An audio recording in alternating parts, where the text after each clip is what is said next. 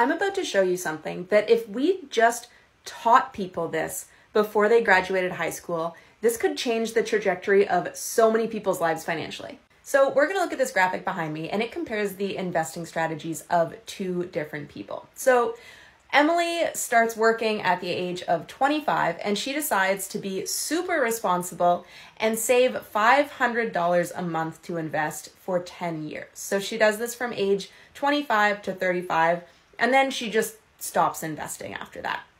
Person two, on the other hand, subscribes to the idea that your 20s are for living it up and you can start getting your life together when you're in your 30s. So she doesn't save anything for the first 10 years of her working life. And then when she turns 35, she decides, you know what, it's time to start saving and preparing for my future.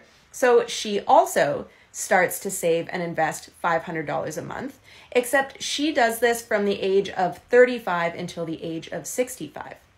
So instead of saving for 10 years, like person one did, this person saves for 30 years. So she contributes a lot more of her own money.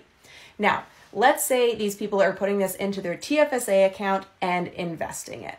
Person number one ends up with $1.6 million in retirement savings.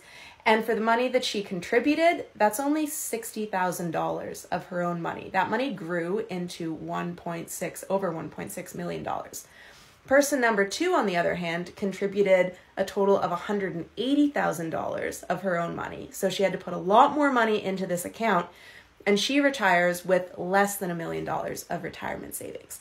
And this is the power of compound interest, because compound interest needs time to work. That is one of the most important ingredients to get your investments to a point that you'll be able to retire on. So if you've been subscribing to the rhetoric that your 20s are for living it up and in your 30s you'll start to get it together, try to start to get it together a little bit earlier. I can attest to the fact that I'm 30 now, and just because I've turned 30 doesn't mean that I'm this dead person who doesn't want to live life anymore. If anything, I want to be able to spend more on my life now. I want to be able to travel more and have nicer things. Like my 20s were the time for my dirtbag life.